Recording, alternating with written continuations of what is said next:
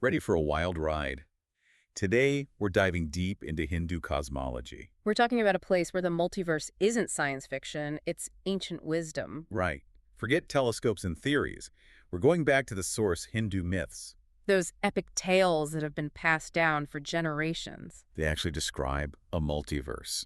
And get this, long before modern science even thought about it. It really makes you wonder how these ancient cultures were able to explore such vast concepts. Like they were really onto something, right? And what's fascinating is how these ancient ideas, like the multiverse, are actually becoming even more relevant today. Especially with all our new scientific discoveries. Exactly. It's mind-blowing. And the best part is we're not just talking about some vague idea of other realms here. He had a whole system, a structure for how the multiverse works. A structure.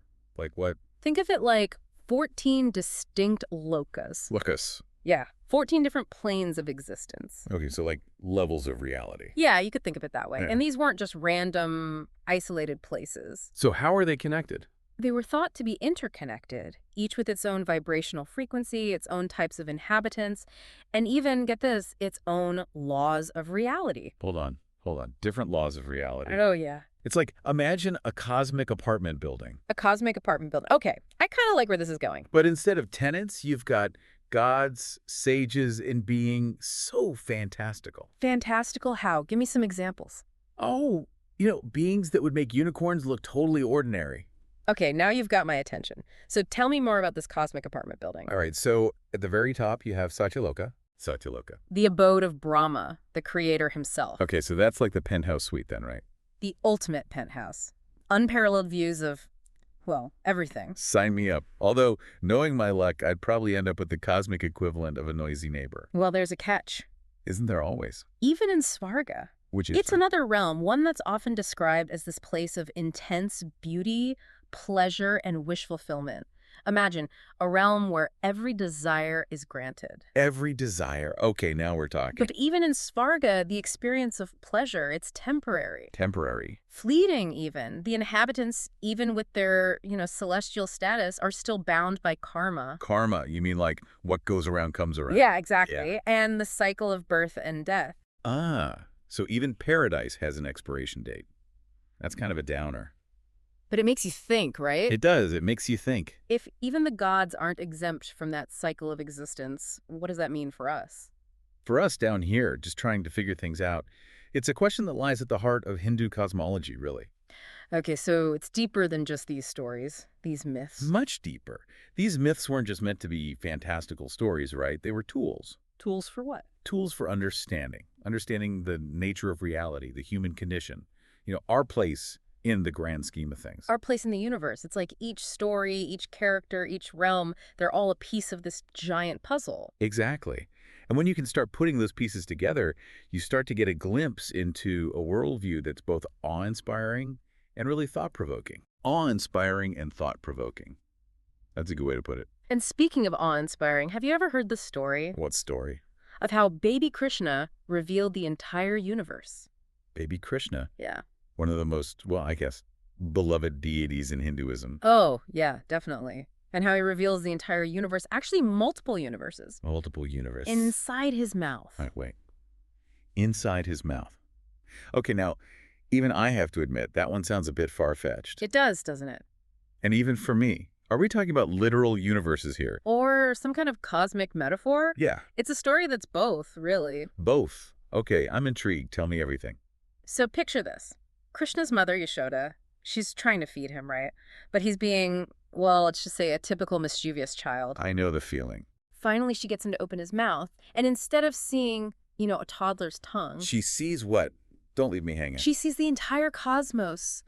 Swirling galaxies, planets, stars, the whole shebang. A whole shebang, huh? But here's the kicker. It's not just our universe. She sees countless other universes, all existing at the same time. All at the same time. That's a lot to process. Inside one baby's mouth. All within baby Krishna's mouth. It's a pretty wild image when you think about it. Wild is an understatement. I mean, we're talking about staring into the heart of a nebula. And it's bursting with colors and possibilities. So many possibilities that it's almost impossible to understand. But what does it all mean? That's the question, isn't it? What are these ancient storytellers trying to say? The story of Krishna revealing the universe. It's a metaphor, you see. A metaphor for? A metaphor for this idea that reality is far grander and more mysterious than we can even begin to imagine. More mysterious than we can imagine. And here I thought I had a good imagination. It suggests that what we perceive with our limited senses is just a tiny, tiny fraction of what actually exists. Okay, so let me get this straight. We've got this cosmic apartment building with 14 floors, each one more incredible than the last. Right. Right. And on top of that, we have a baby who can fit the entire multiverse in his mouth. That's a lot to take in. It is. And you know what? Yeah. I think I need a bigger imagination. You might just be right about that. And we're just getting started. We are. There's more. Because next, we're going to delve into the fascinating world of avatars. Avatars, like those divine beings. The very same. The ones who take on different forms to, restore balance in the cosmos. So they're like cosmic superheroes. You could say that. Think of it like a cosmic game of dress-up. The cosmic game of dress-up.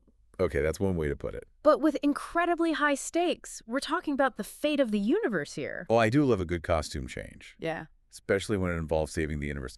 But before we get there, I have a question about these avatars. Go ahead. Shoot. What's on your mind? So before we wandered off on that other tangent, we were about to really dive into the fascinating world of avatars. Oh, yeah, the avatars. And honestly, this is one of those concepts that always kind of sends shivers down my spine. Yeah, it's a big concept. Because it's like, imagine the universe is a stage, and then these divine beings are like putting on this cosmic play, with every appearance. Yeah. It is a fantastic analogy. Yeah. And it is. It really is one of those things that when you think about it, it does send shivers down your spine when you consider, the implications of it all. Totally. And, in Hinduism, you'll hear this word lila. Leela. Which essentially, when you try to translate it, it means, divine play. Divine play. Yeah. And so it suggests that the whole of creation, the whole thing. The whole universe, ever. Including the appearance of avatars. Yeah. Is part of this, grand cosmic drama. So it's not just special effects right. and dramatic entrances. You know what I mean?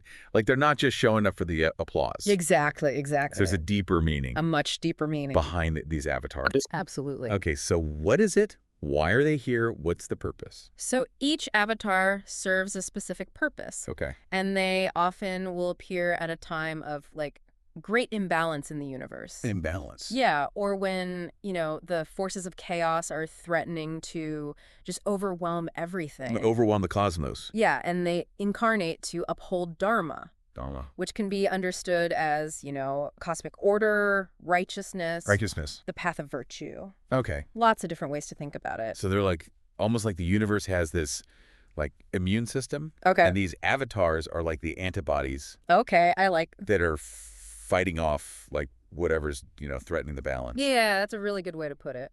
And I'm guessing that each avatar has their own, yeah. their own unique style. Absolutely. Their own way of tackling these cosmic threats. 100%. Okay. Yeah, so, take Vishnu, for example. Vishnu, okay. One of the principal deities in Hinduism. Okay. And he is often depicted as having 10 primary avatars. That's 10. 10, yeah. And they each have their own distinct, personality, powers, and then, of course, their own stories. So it's kind of like, how there's always that one friend in your group. Yeah. Who just knows how to handle every situation. Right. Vishnu's like, hold my cosmic beverage. Yeah, I got an avatar for that. I've got an avatar for that, exactly. So, it's a good one. So give me some examples. Okay, so you have Parashurama. Parashurama, okay. The fierce warrior rids the earth of corrupt kings. Nice. All right, so we got the warrior. What else? You got Rama. Rama. The epitome of virtue and heroism. Virtue and heroism. Who battles the demon king Ravana. Okay. To rescue his beloved Sita. High stakes. High stakes, big time. And then, of course, there's Krishna. Krishna, yeah. The divine strategist. Okay. And Charioteer. Charioteer. Who guides Arjuna on the battlefield. Okay. In the Bhagavad Gita. The Bhagavad Gita, one of the most important scriptures. Yeah, exactly. Yeah, Hinduism. So it's like each avatar is kind of like a response. Yeah, it's like a specific response. So a specific challenge. Yeah. Specific need within the universe. That's really interesting. And these stories, these myths about their exploits, it's not just entertainment, right? Yeah, no. They're trying to teach us something. Oh, yeah, for sure. You're exactly right. You're hitting the nail on the head here. What are they trying to tell us? The stories of the avatars, they're like cosmic parables. Cosmic parables, okay. And they're offering us guidance Guidance on what? on how to navigate the complexities of life, Okay. how to confront our own inner demons, That's a good one. and ultimately how to live a more dharmic life. How to live a more dharmic life. Yeah. Okay, that's interesting. Yeah. It's so fascinating how these ancient stories, still resonate with us today. I know, it's amazing. Even if we don't always, see the deeper meaning, right? Right. Right. Sometimes you just enjoy the story. Right, you just enjoy the ride. But then sometimes, something clicks. Totally. And you're like, oh, wait a minute. There's something deeper here. There's something deeper going on here. Yeah. And that's really, really cool. Mm. But here's what I'm curious about. Yeah. How does this all tie back to the idea of the multiverse? Okay. Because we've got these avatars, right? These divine beings manifesting in all these different forms throughout time. But are they hopping between universes too? That's where things get really, really interesting. Okay, lay it on me. All right. So in Hindu cosmology, course. time isn't linear. It isn't. It's not like a straight line. Okay. It's cyclical. Cyclical. Yeah, so we experience time as this straight line. Yep. But in this cosmology, it's more like a spiral or a wheel. A spiral or a wheel constantly turning. Constantly turning, yeah. Okay. And there are these epochs of creation and destruction that are known as yugas. U-Gs. Yeah, yugas. Okay, got it. And so each yuga has its own... So are you saying that each yuga, Yeah.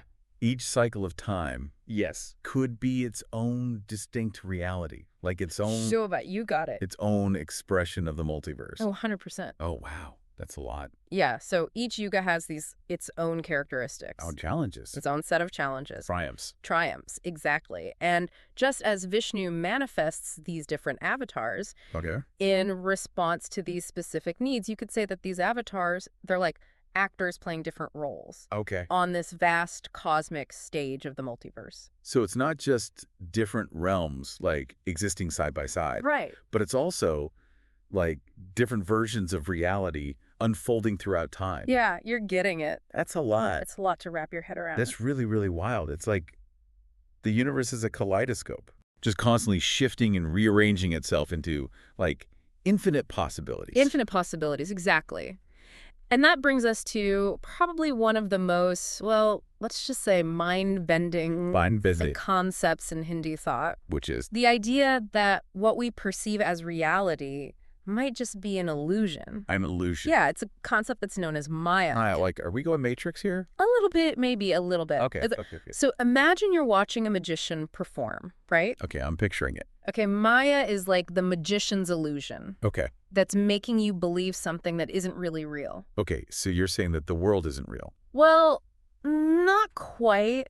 Not quite. It's Excellent. not that, like, nothing is real. But it's saying our perception of it, the way we experience this world as separate and distinct, is all filtered Built through this lens of Maya. So it's like we're seeing the world through a distorted mirror. That's a great way to put it. But the mirror itself isn't the problem, it's our perception, right? Exactly. That makes a lot of sense. Yeah. Because it's like, how many times have we, thought one thing was true, Right. and it turned out to be totally different? Right. Our perceptions can deceive us. Exactly. But if our perception is being tricked by this Maya, Yeah.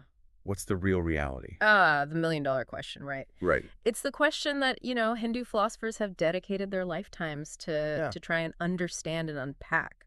So what is it, do you know?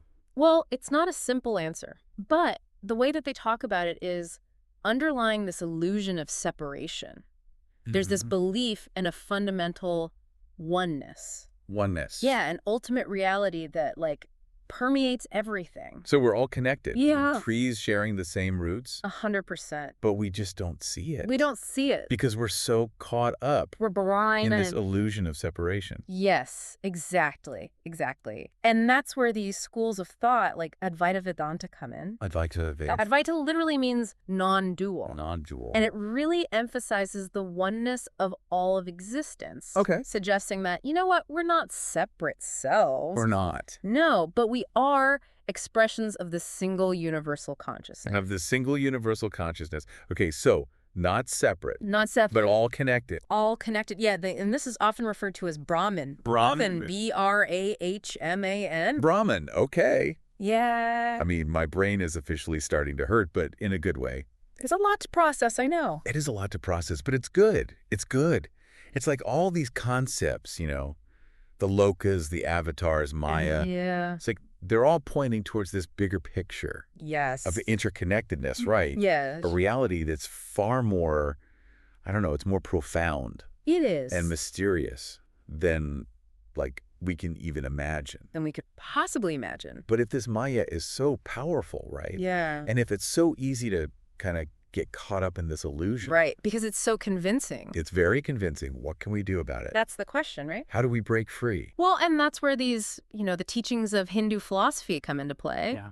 Practices like yoga and meditation. Yoga, meditation. Studying ancient scriptures like the Upanishads. The Upanishads. They're all tools to help us The tools. quiet the mind, see through the illusion, reconnect with that underlying unity. So it's like we've been handed this, like, incredible map to the cosmos. Okay. But it's written in a language that, we're just starting to understand. It's We're just very- starting to kind of decipher it all. It takes time.